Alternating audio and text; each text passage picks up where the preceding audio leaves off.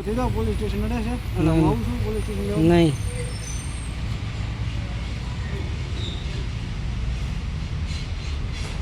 હાલો.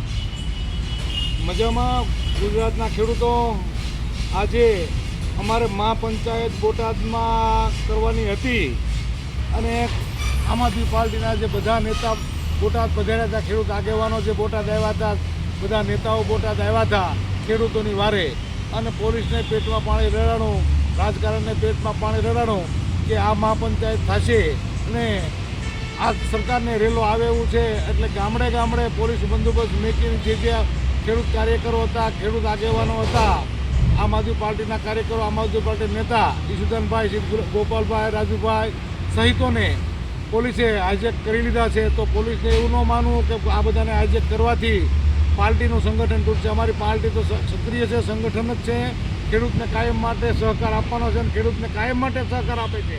એની માટે ખેડૂત થાકે નહીં, ભલે આજે નહીં તો કાલે, પણ બોટાદમાં મહાપંચાયતે કર્યા વગર છૂટતો જ નથી. બોટાદમાં વિસાવદરવાળી જે કરી છે હવે બોટાદવાળી કરવાની થાય છે.